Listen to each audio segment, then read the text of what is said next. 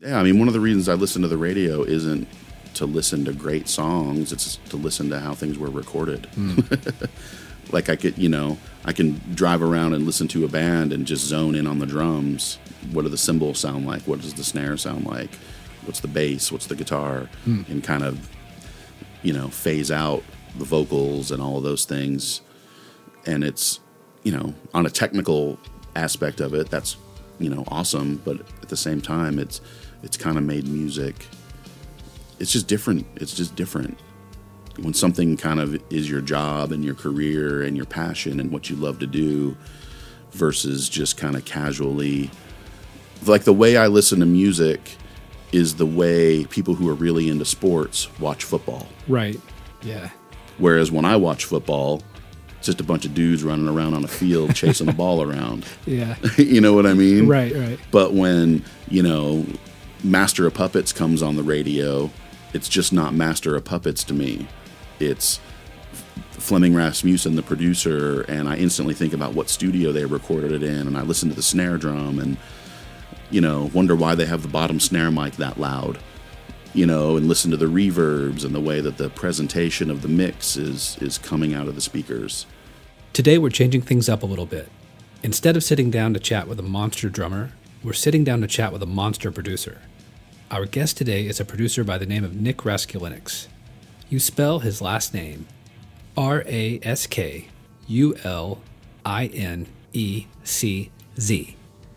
I know this because I've had to spell it a lot since I was about 15 years old.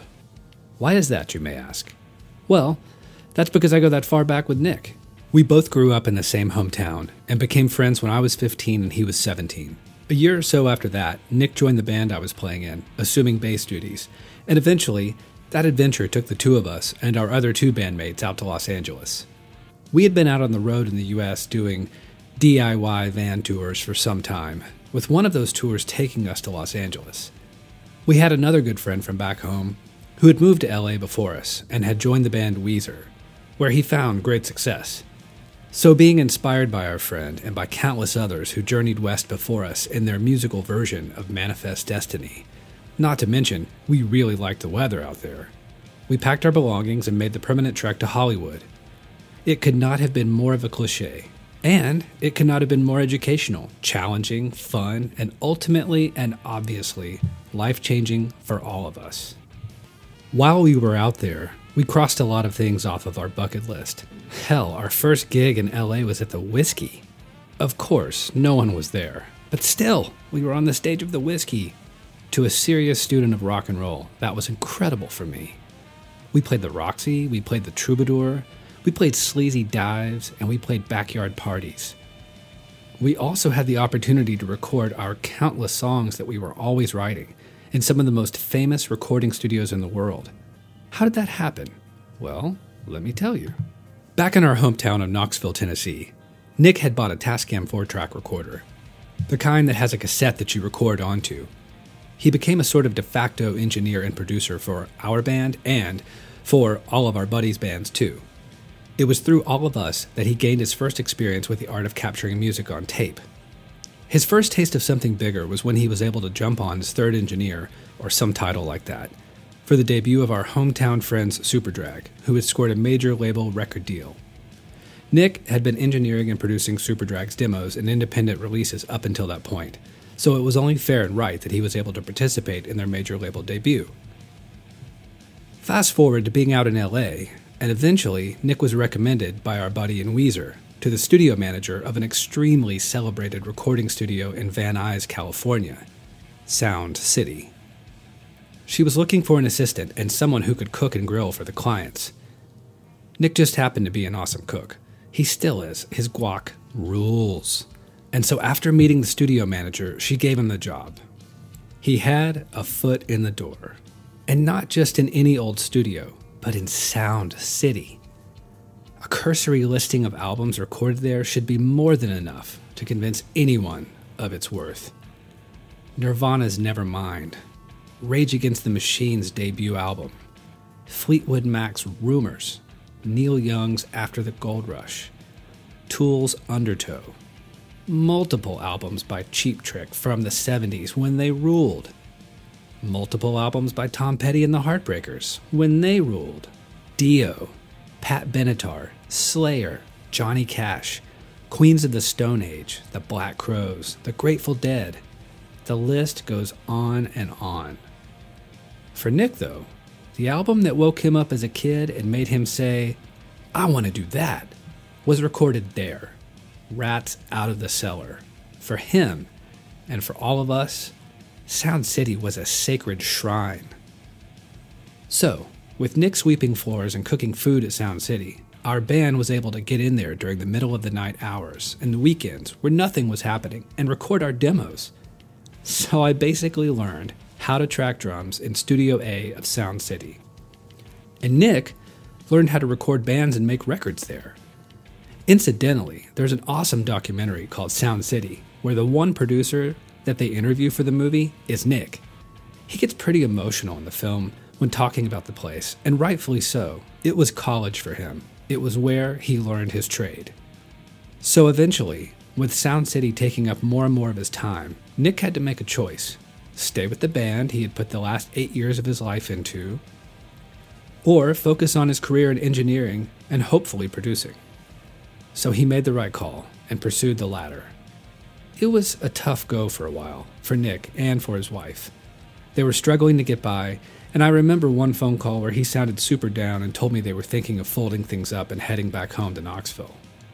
A few days later, he told me by phone that he had a call from Dave Grohl to come to Virginia and produce the next Foo Fighters album.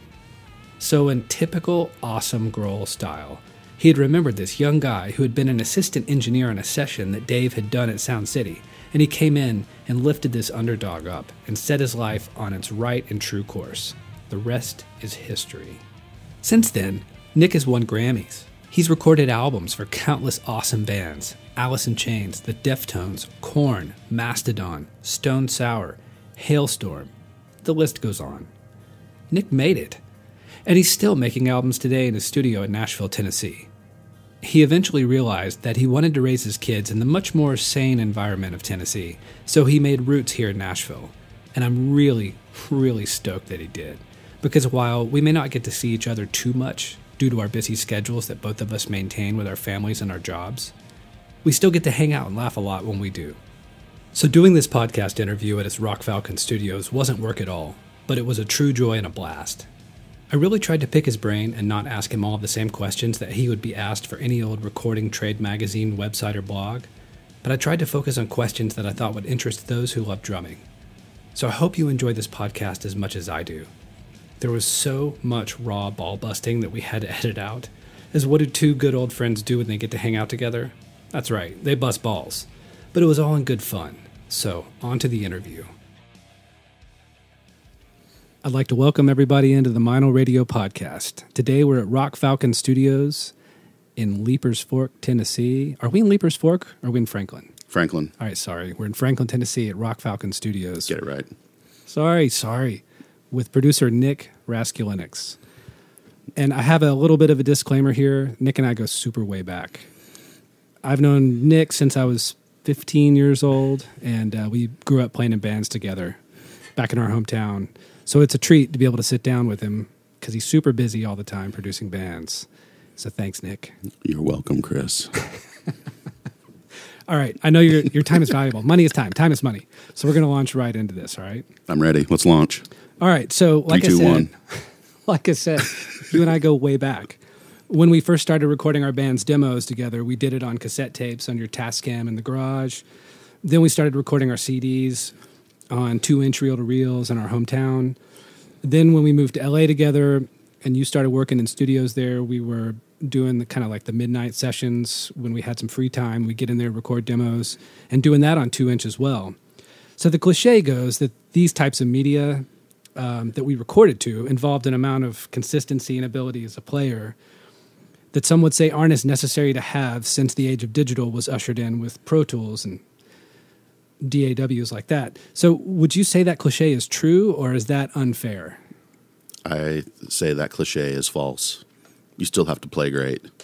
Even if there's the fix it in the mix kind of thing? Absolutely, because if you don't hit the drums and hit the cymbals a certain way, or play the guitar, or play the bass, or sing a certain way, you can only fix something so much if it's not at a level of, at least okayness. The old the old line, you can only polish a turd so hard. A turd's a turd still.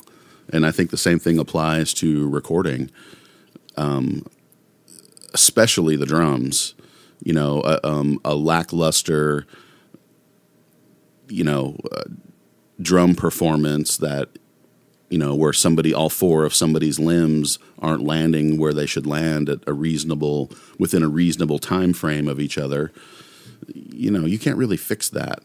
The idea that the way of fixing that now is just to program drums, which lots of bands do these days, instead of, getting a guy to play it again and play it again and play it again and maybe just do it piece by piece and punch in. I mean, that's what we used to do in tape. We would just punch the drums in all over the place. Not with me. Especially with you that one time. But all the technology has done is, if you know what you're doing, you can achieve your results faster. The technology has made it so a lot of people that have intermediate skills can sound like a pro, and it has made it, so there's this mystery of you can make anything great. The latter, as far as I'm concerned, is not true. So you said that people with intermediate skills can be made to sound like a pro. Is that a positive or is that a negative? I guess that depends if you're the record company. Time is money, that kind of a thing. And if you've got a band who all of a sudden has a song that sounds amazing, but you start to discover that these guys can barely play their instruments, I guess, if you're selling records and making money, it's worth it. But if you go see you listen to a band and you hear their song on the radio or you hear their CD or whatever, and it sounds amazing, and then you go see them live and they totally suck, then it's like, well, the technology made it, not the people. I guess in your line of work, you work with, especially the bands you produce. I mean, you're in Nashville, but you're known as the rock producer. So in your line of work, you deal with some serious heavy hitters. Mm-hmm. So basically, you can't come into the studio as a band who's hired you as a producer and be subpar. You've got to be pretty badass at what you do. You gotta have it together. I mean, if you've made it to this level, then there's a reason for that. Yeah, that makes sense. Luckily, most of the guys in most of the bands I record are really good. Every once in a while, there's a guy who might not be as good as the rest of the guys in the band or whatever, but he's still good. Mm. Those are the types of guys that I've got no problem using the technology for. And even sometimes if those guys can't cut it, then you have the conversation of, well, this guy over here can do it, so why don't you just hand him the guitar real quick and he can punch the part in and we'll be done with it. It'll sound great and nobody will know and nobody will care, and everybody's going to talk about how great it sounds, which is the most important part. It should sound great at the end. It shouldn't be about who did what. So moving on, you play in the big league of drummers as far as guys you produced. For people out there who are not aware, Nick has worked with bands like Rush and Foo Fighters, so obviously Neil Peart and Dave Grohl, Korn with Ray Luzier, serious dudes who know their craft in and out. Taylor Hawkins. Right. Will Hunt. Massive drummers. Braun from Mastodon. Yeah. Yeah, I mean, I'm kind of known as the drum guy. I love drums, and I love to record great drummers. And he's recorded me. Like I said, I like to record great drummers. No, actually, all you guys out there, Chris is a really great drummer. I paid him to say that. You didn't pay me yet. You forgot to sign that check. Sorry.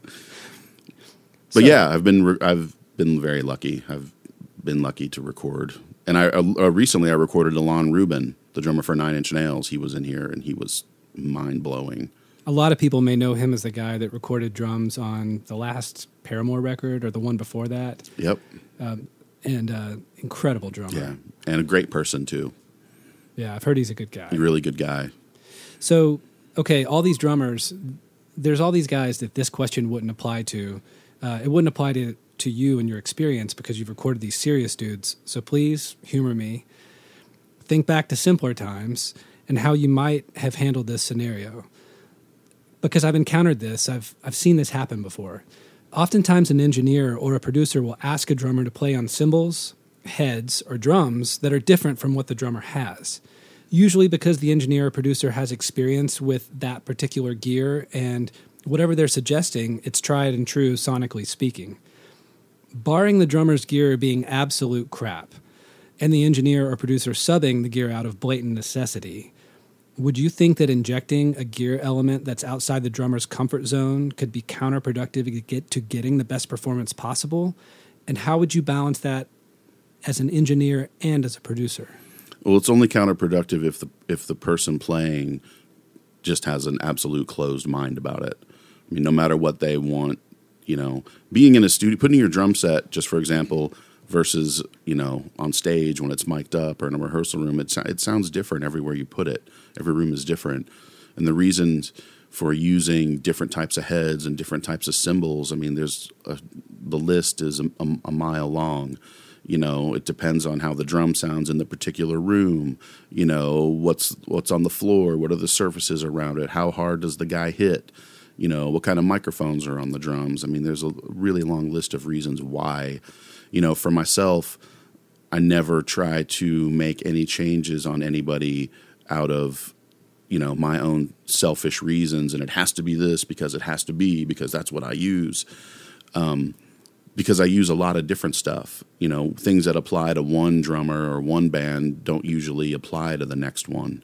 I might have a drummer who brings a drum set in here and he's using, coated Emperor X's, which are great heads, but in the studio, they're a little too dead for me personally.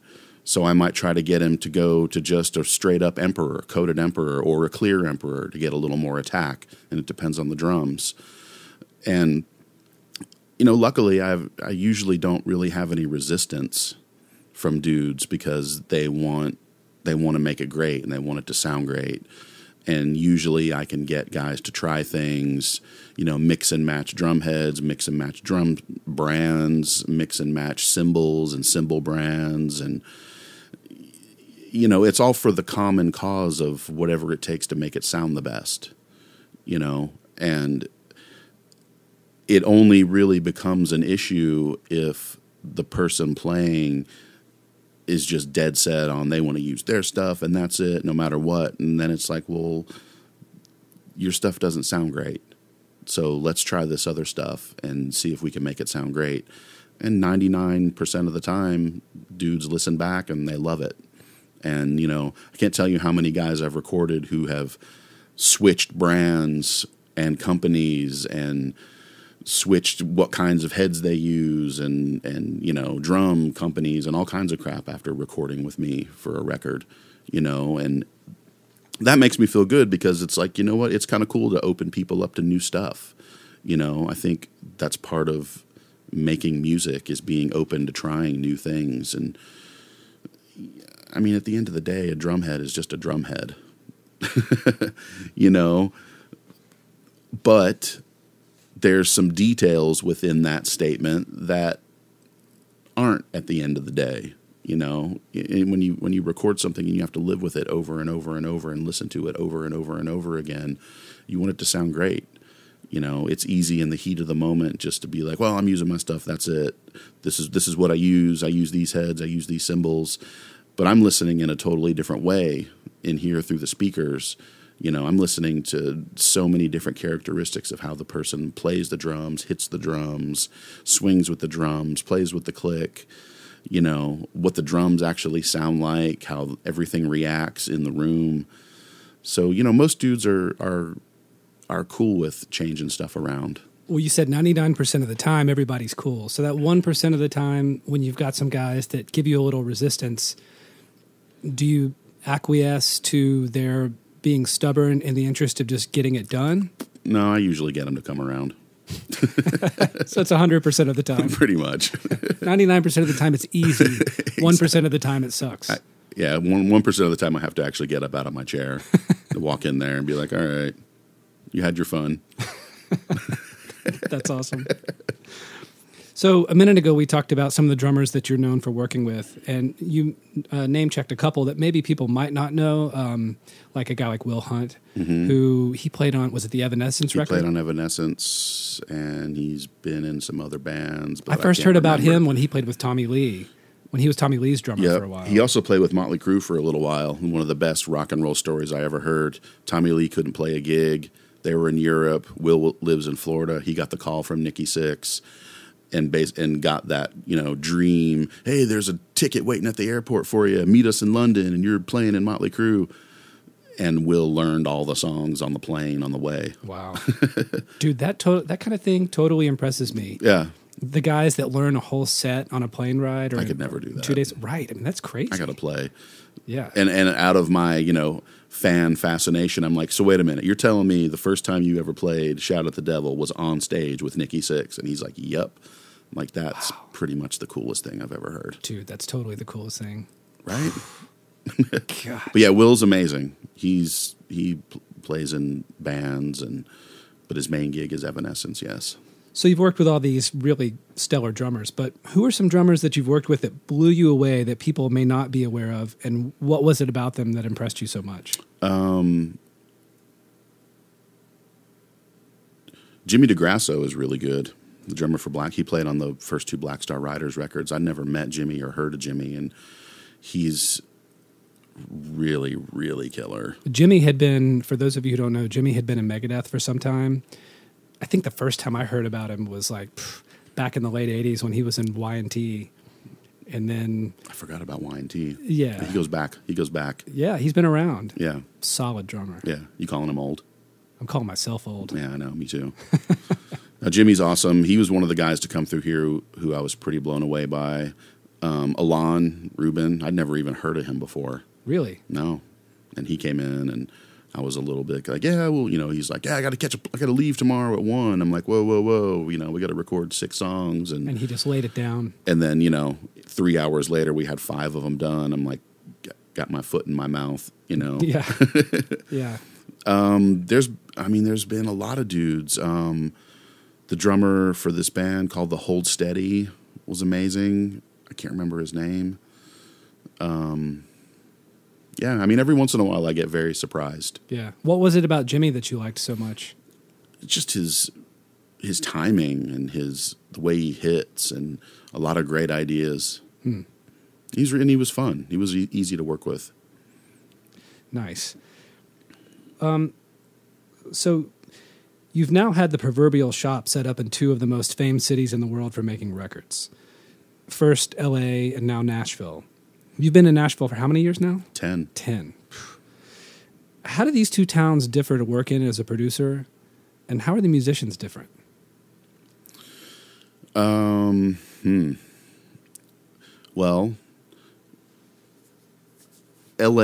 working in L.A. is...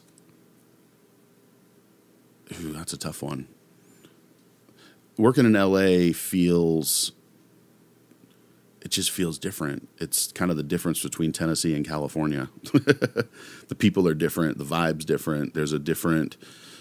working in L.A. feels more like it's more about making records, whereas Nashville feels more like you're in a session. You got like 4 hours. Whereas in L.A., you book a studio, you have all day, every day, 7 days of the week. Whereas in Nashville, it feels a little more, it's all about, writing the hot cut. We've got to write the cut. We're writing cuts today. Well, dude, that makes sense. This town was built on songwriting. Yeah, Nashville is more of a songwriting yeah. town, whereas L.A. feels more of like a band kind of town. I totally get that, though, because when L.A. became the hub for the record industry back in the 70s, once Fleetwood Mac hit, that was all about album rock. What did they call it? AOR? Mm-hmm. Album-oriented rock. Mm-hmm. That was even like what the chart was for the radio stations at the time. Yeah. Bands like Journey, and they were that AOR kind of thing. Mm-hmm. So maybe that just kind of kept its vibe and stayed that way. Yeah, it's just the difference between 2... logistically, it's 2 really different places. What about the musicians? How are they different? But this may be kind of and you may not be able to answer it because the people you work with here are mostly bands that fly in to come do a record here. Yeah, I don't really hire many like outside musicians. Most of I record bands and they've got their members, and it's rare that I have to like replace a member of a band or do anything crazy like that. Whereas, in Nashville is very session player oriented. But that's also changing a lot too, man. I mean, the studio industry has changed a lot in both towns. I mean, it's nothing like it used to be. And, even in Nashville now, when I moved here, it felt like there was a more vibrant studio scene happening than LA, but it's kind of the same as LA now. A lot of people will just book enough time to record the drums, and then they take everything to their home studios and do stuff. It's just different, and I kind of, the records I make, the rock and the metal records, are pretty different than what a lot of people are doing around here. Nashville's still a country town. Everybody's trying to get that next big, giant country cut on, the Tim McGraw record or there's a chorale of songs, and they give those chorale of songs to all the artists, and the artists just pick which ones they want. Whereas doing more of a band thing, what you're doing and what the songs are, and it's more of a body of work than just a bunch of kind of individual songs, kind of picked and choosed and plucked through, so to speak. Does that make sense? Totally. Being kind of on the outside of the way things are normally done here in Nashville, just out of curiosity, have you ever been in situations where you've sort of had to rub elbows with the guys who were kind of the local good old boys in the studio system? Yeah, all the here? time. Is it odd or is it cool? No, they all come into my sessions and smoke our weed and drink our beer. They all wish they were recording on the records I was making. Yeah, I've become friends with, Shannon Forrest, great, amazing session drummer who's played on... He's with Toto now. Yeah, countless huge records. But even dudes like him are having a hard time working in that Nashville environment of session players and stuff. Yeah, because it's changed a lot. The technology has really changed the way everybody kind of makes records now. And I've met a bunch of people. When I used to work down at Blackbird a lot, I would be in Studio D making, Stone Sour or Evanescence or Ghost or Rush or whoever. And on one side, I've got Toby Keith making a new record. On the other side, I've got Martina McBride making another record. And wow! We're all hanging out in the lounge together, or hanging out in the parking lot, and everybody gets along. Everybody's really curious, Yeah, that's cool. Man. So, what are the top 3 skills that a drummer can work on to be as ready as possible for a day in the recording studio? Know the song. Have your gear ready, and be ready to play a lot. Hit hard and hit consistent, and but mainly knowing the song and knowing the arrangement, and kind of having a basic idea of what's happening. And it's different again because I work with bands. Sometimes bands come to me completely produced. Sometimes bands come in here with nothing, not one song. Wow. So we kind of start from scratch. So I'm kind of able to help kind of guide the drums and the parts from the very beginning. Sometimes guys come in here, they have all their parts worked out, and I can offer up suggestions, to change little things here and there, or, bring little things to their attention that it's really hard to notice when you're playing. I know as playing in a band, music sounds and feels completely different when you're playing it versus when you're sitting in front of a console listening to it come out of speakers. So a lot of the suggestions and ideas I'll offer up are kind of because I'm listening to the song in a different way. Yeah, sure. So you started out in life as a guitar player playing in bands, and then you switched to bass, playing bass in bands. What was the point that made you realize that directing the construction of albums was something you were capable of?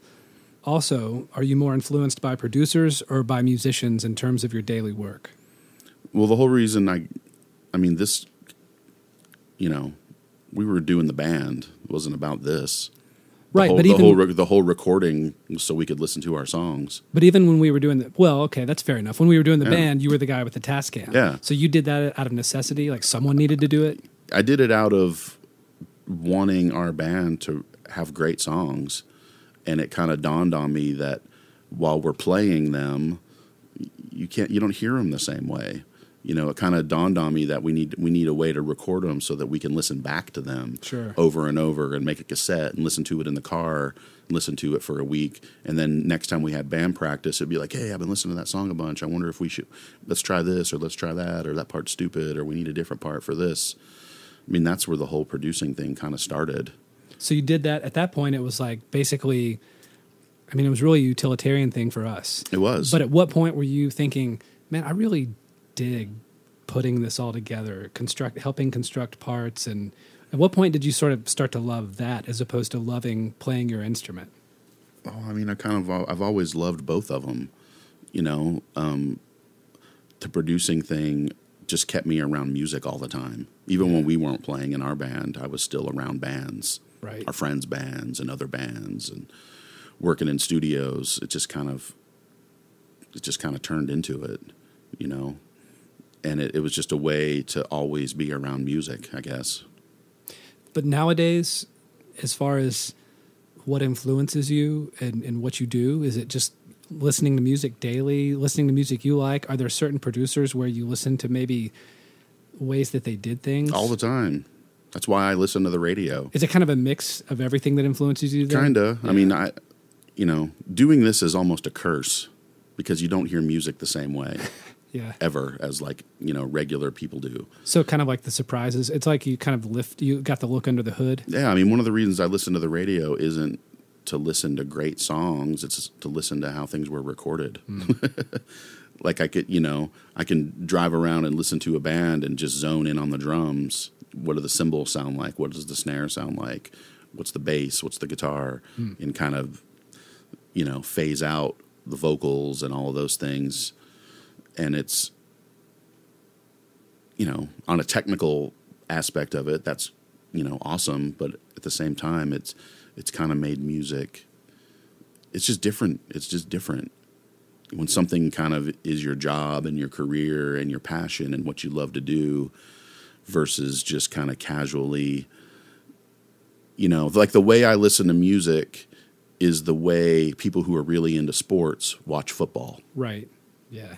Whereas when I watch football, it's just a bunch of dudes running around on a field chasing a ball around. Yeah. You know what I mean? Right, right. But when, Master of Puppets comes on the radio, it's just not Master of Puppets to me.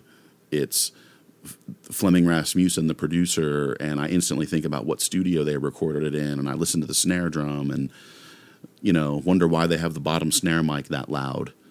And listen to the reverbs and the way that the presentation of the mix is coming out of the speakers. It's more of a detailed, technical sort of listen than it is like, fucking, I love this song. Woo, let's crank it up. Yeah. No, I mean, dude, how could it not be? Given your line of work, that's just the way it is. Yeah. So a couple more questions for you. What key attributes does anyone who's interested in your line of work need to have? Well, they probably need to be single. This is a dad with 3 kids talking. Yeah. Because it takes all your time to do this. There's no quick way to make art, because that's what we're doing, is we're making art. And it's really impossible to put a time limit on it. You need to pay attention. You just need to really want to learn how to make records. From a technical aspect and learning, what the channels on the board do, why microphones sound like they sound, cables have a sound, every part of recording and making records is all integrated. All these pieces and parts are all kind of integrated into creating this final thing that comes out of the speakers, which there's different kinds of speakers and power amps on the speakers and the cables that go between the amp and the speaker. I mean, there's so many little things, there's so many little details that, it takes it takes a long time to learn how to make a record sound like a record. And you learned, in my opinion. Well, you learned that by doing, basically learning by doing. I learned it by doing, and I learned it by working at a really killer studio where I was surrounded by the best engineers and the best producers in the business, and I got to be that fly on the wall and watch them do this and sometimes realize, wow, I do it like that too. And for anybody who doesn't know, Nick learned at Sound City in Van Nuys. There's a Van Nuys, California. There's a killer documentary called Sound City that's about this very place. Mm-hmm. And when he and I had moved to Los Angeles together, he eventually got a job there from a buddy of ours who referred him. And he started cooking food for the clients and just kind of being the runner. And I was a runner. Yeah. When I got the job, I didn't have a car, remember? I do remember. Who took you to work? I got Kevin. I called Kevin, my old boss at the Mexican restaurant. Did he buy you a car? Yeah. What did he buy you? The Cordial. What, was that the station wagon? No. No, what was the Cordial? The little white Mitsubishi car I had. I kind of remember that now. Wow. This was the 90s, folks. Those brain cells are gone. Toasted. Anyway. So Nick worked at Sound City, and this was one of the places I mentioned earlier where we would go in and do late night sessions and record demos and on the 2-inch. And Mm-hmm. so I remember when we first went in there and looking at all the records on the wall, like Nevermind had been made there, Rage Against the Machine's first record, Mm-hmm. Tom Petty mini records, Cheap Trick mini records, Fleetwood Mac. It was kind of mind-blowing. I think the one that got you the most was the Rat. It was the Rat album. Out of the Cellar was on Yep. the wall. That was the first record I saw when I walked in, and I was like, wow, Rat was here. Yeah, that was heavy. So that's where you learned, okay, now these days, not everybody's got the opportunity to learn at places like that. We can edit this question if we have to, take it out, whatever, I don't care. But, because I may be stepping in a dog pile with this, there's a lot of studios now who have recording academies. Yes. And there's enough schools, at least around here, who have recording programs. So there's all these guys going into these programs, and there's so few jobs, at least jobs as you know it in the old school sense. Mm-hmm. Maybe these guys can get this training, step out and just become their own business Mm-hmm. and do their own thing, which to me seems the smarter move given how few positions are available. Mm-hmm. Have you met any guys from these programs that knew their shit from being in one of these programs? I have not. And there you have it. I haven't. I've met some dudes who they know a lot in a book sense kind of way, but when it comes to actually applying it in the real situation, it takes a long time. I worked at Sound City for almost 5 years, assisting and co-engineering on things and being a runner, and that was college for me, but it was hands-on experience. I wasn't like staring at a computer screen or a projector and some guy up in the front of the room's got a big long stick and he's pointing to things and this is how you do this and this is how you do that. Yeah. When we first moved to LA, I went by a recording academy to see if it was what it was like. You did? Yeah. And was it like an MI academy? It was a recording workshop over on Highland. It was like on Highland between Sunset and Hollywood. So like right near where we live. Yeah, right across the street from that school, Hollywood High. I guess that's right there. Okay. And I went on a tour. The guy was giving me a tour, and he was like, "Oh, here's a class in progress. Let's step in and observe." Standing at the back of the room, and it was literally a guy with a big long stick and a screen pointing at this is how you do this, and this is how you do that, and never do this, and never do that. And of course, I was doing things in the never category. Right. And immediately I was like, man, this isn't for me. I'm already recording bands. I'm already doing stuff. Right. So it really, with the technology now, I'm sure there's lots of stuff you can learn that's great and productive, but one of the biggest aspects of doing this is getting that hands-on experience. So just get the gear and start doing it. Yeah, because half of this is learning about gear and half of this is learning about how to make records sound great. The other half is dealing with people. Yeah.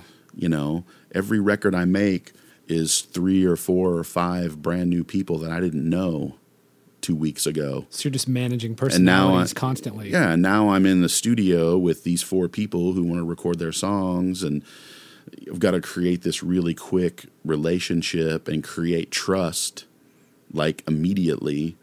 You know, I mean, half of this is a psych job. Dude, that makes me feel like I got to take a deep breath. Like, oh God, this again. Like, do you ever have those times where you get ready to enter into a session and you have to almost like take a deep breath? You sort of sigh, like you got to be on. Do you know what I mean? Sometimes. I mean, how could you not? It's hard. You're not. How could you not? You're human. Yeah. I am in a tight quarters with a lot of people all day, every day. Yeah. You know, making decisions about their songs and their careers. Yeah. It can get pretty intense sometimes, you know, and, you know, all of a sudden their problems become my problems because I'm, you know, spending the next 4 to 6 weeks with people that I don't know. And everybody has stuff to deal with in their lives, and those things creep into the studio, and sometimes you got to talk people, you know, off a ledge and, you know, make them feel great. That's part of this. And I personally don't think you can learn that in a school. Well, this leads me to my last question. So I was asking... Last question. I was asking one of the guys I work with, who I knew was interested in the fact that I was coming here to interview you for this, if he had a question for you. It kind of relates to what we just talked about. But he says, you got your start in a place that's widely known as one of the greatest places to record drums, Sound City, especially in Room A there. Mm-hmm. Was this something that you feel gave you an advantage over other engineers at that time and place? Are there ever times where you wish you could still get that exact sound? Yeah, I did have an advantage because it was a great drum room with a great Neve recording console and a very well-built control room where it sounded great. So I would say, yeah, that definitely gave me a little bit of an advantage. And it also gave me a foundation to go by for the future. Like, these drums have to sound as good or better than drums in Sound City, you know? So it kind of set the bar really high.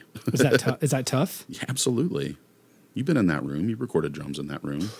Yeah. I mean, it was easy to get good drum sounds in there. It was very easy. Anybody could get great drum sounds in that room.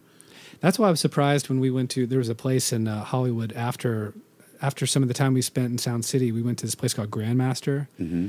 I think Tool did their second record there. Mm-hmm. Black Crowes did Shake Your Moneymaker. Some of it, at least, there. I saw that up on the wall. Mm-hmm. And I think that big garage out back is where the Crüe did drums for like Too Fast for Love or some Shout. of their demos, yeah. Yeah. Anyway, the main room that you recorded me in, I was kind of surprised. It sounded pretty decent. Great drum room. Yeah, it was really good. I mean, the Foo Fighters did Color in the Shape at that studio. Yeah. Those drums are from that room.